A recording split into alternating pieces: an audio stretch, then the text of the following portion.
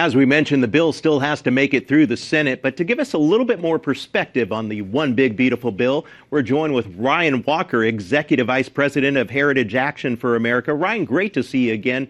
First off, give me your reaction to this bill passing, and so many Republicans, they had to have their arms twisted to get it out of the House.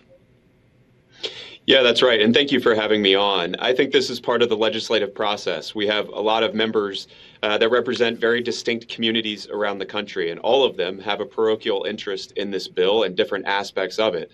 And so this is the legislative process. You have to trade a piece here to get a win there. And we're very happy here at Heritage Action that this bill ultimately got across the finish line in the House. Definitely, pro-life organizations are praising the fact that, as it's written now, Planned Parenthood would no longer receive federal tax dollars. Give us your insight on that.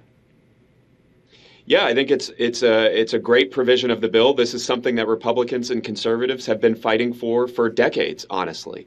And so for the first time, a Republican-controlled Congress is putting in funding restrictions for Planned Parenthood. It will have an enormous consequence on the future of our nation.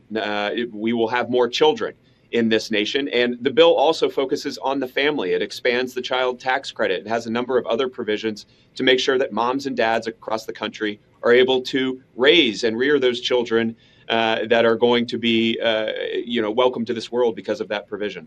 As we know, Speaker Johnson has the slimmest of margins out there in the House, and several Freedom Caucus members are speaking out against this. But in the end, they actually did jump on board and vote. And what do you make of this infighting? Is this just part of democracy and lawmakers expressing their feelings?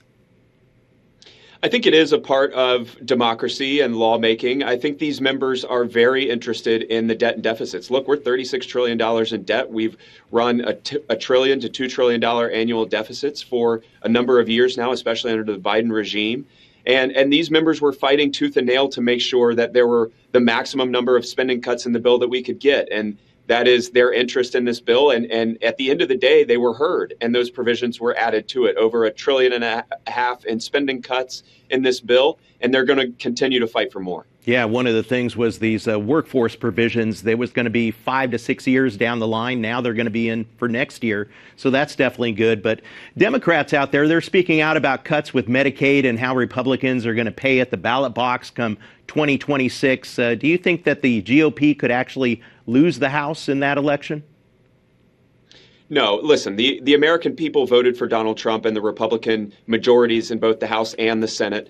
I think that they want lower taxes. I think that they want accountability in federal spending programs like Medicaid. They want people to be able to be required to work to be able to receive some of these assistance programs. And so the Republicans will have very easy responses to this. This is about right-sizing the federal government, making sure that money is not going out the door to folks who don't deserve it.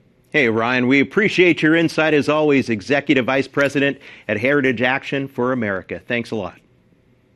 Thank you.